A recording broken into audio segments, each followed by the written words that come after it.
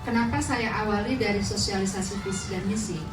Karena secara legalitas visi misi itu sudah dibentuk atau sudah disusun dalam KRSP tiap tahun.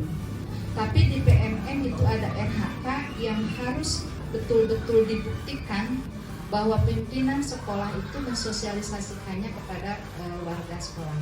Dalam hal ini saya menguji memanfaatkan kegiatan ini adalah untuk mensosialisasi visi misi yang kita gunakan tahun ini, visi misi ini. Dan kami secara faktual sudah berupaya untuk menyampaikan kepada siswa di setiap upacara, juga dipajangkan melalui spanduk di lingkungan sekolah. Nah, dalam hal ini mungkin penguatan tentang bagaimana sih pelaksanaan visi misi yang ada di sekolah ini. Mohon izin Ibu Komite dan jajarannya, ini mohon nanti disampaikan kepada semua visi misi yang ada di sekolah kita.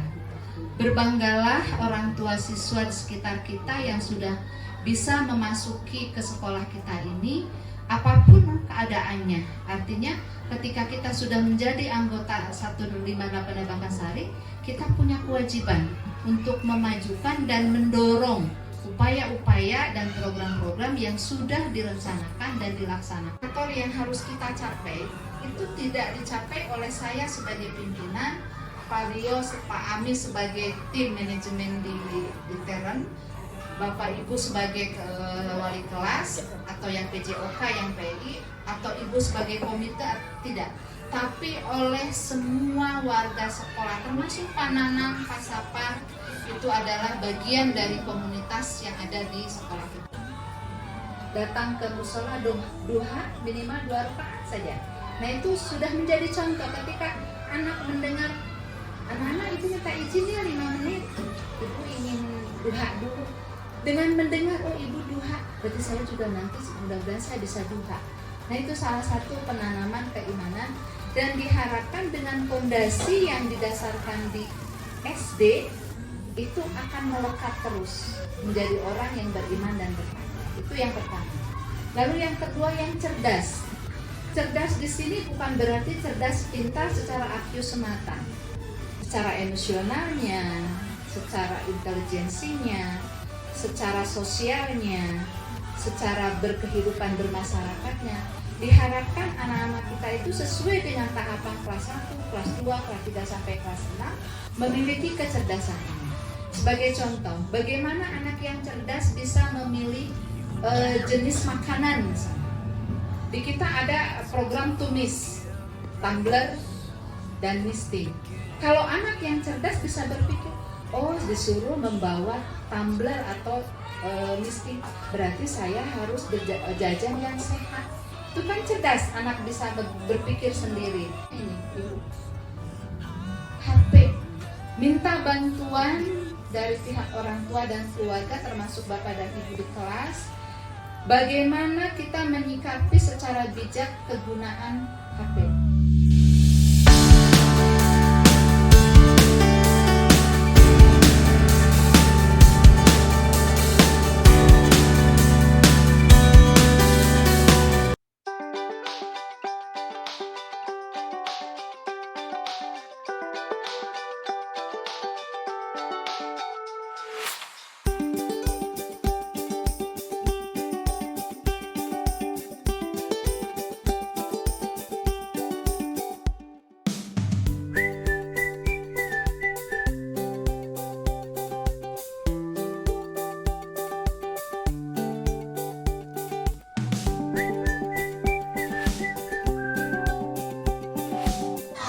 Tepuk tangan dulu semuanya. Ya, terima kasih. Secara umum Ibu apresiasi, sangat bangga apa yang sudah kita laksanakan hari ini, luar biasa, jempol semuanya ya. Mudah-mudahan dapat ditingkatkan terus sampai ke depannya nanti.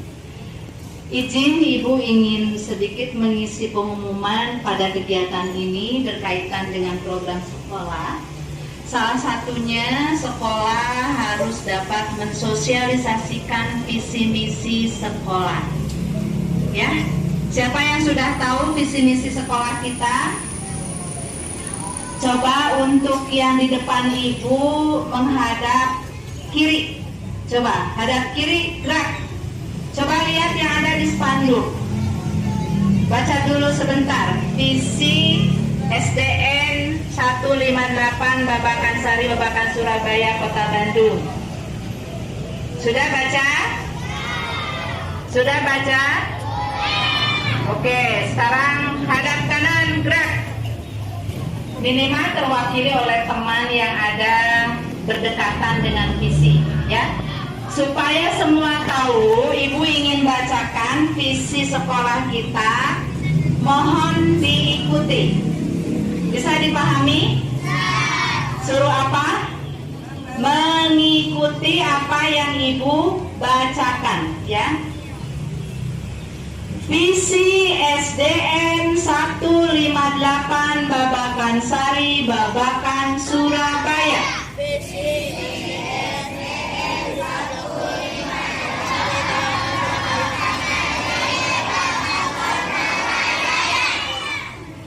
Terwujudnya peserta didik yang beriman dan bertakwa, cerdas, adaptif globalisasi, dan berbudaya lingkungan. Sekarang sudah tahu itu apa namanya? Visi sekolah kita, ya. Terwujudnya peserta didik yang beriman dan bertakwa, cerdas, adaptif globalisasi, dan berbudaya lingkungan. Satu, ada indikatornya, beriman dan bertakwa. Artinya sekolah kita punya impian anak-anak kita yang ada di lingkungan sekolah kita semuanya menjadi insan-insan yang beriman dan bertakwa sesuai dengan agamanya masing-masing. Sebagai contoh, ada tidak pembiasaan keagamaan di sekolah kita? Apa itu? Misalnya salah satunya adalah sholat duha, kebiasaan bersedekah, berkata dengan sopan, ada sapa, salam, senyum, sopan, santun, dan ada pembelajaran PAI yang disampaikan oleh guru-guru agama. Itu semuanya menunjang untuk keimanan semua yang ada di sekolah kita ini. Siap menjadi insan yang beriman dan bertakwa? Siap. Indikator yang kedua adalah cerdas. Apa katanya? Cerdas. Harapannya sekolah kita dapat mewujudkan manusia-manusia yang cerdas setelah mengikuti pembelajaran di sekolah kita ini. Jadi, yang bagaimana cerdas itu? Baik cerdas secara pengetahuan maupun cerdas secara hati, kolbu, emosional, maupun cerdas secara perilaku. Indikator yang selanjutnya adalah adaptasi globalisasi. Apa yang ketiga? Adaptasi globalisasi. Apa itu adaptasi? Menyesuaikan dengan lingkungan. Globalisasi apa? Kemajuan zaman. Kita berada di era globalisasi, ya, 4.0-nya. Nah, kita harus berupaya menjadi orang-orang yang dapat hidup di era globalisasi, mengikuti perubahan tapi tidak tergerus oleh perubahan. Yang terakhir adalah berbudaya lingkungan. Apa yang kelima? Berbudaya lingkungan. Lingkungan itu adanya di mana? Siswa satu, swasta, maaf bukan swasta. Swasta, satu siswa satu tanaman. Itu salah satu tadi, berbudaya lingkungan. Jadi mohon ditingkatkan kembali perilaku-perilaku yang berkaitan dengan lingkungan, mulai dari memilah sampah, membawa tumbler, tidak membuang sampah sembarangan. Nanti akan dibimbing oleh tim Adiwiyata apa saja persiapan-persiapan dalam rangka menyongsong persiapan Adiwiyata tingkat provinsi. Bisa dipahami?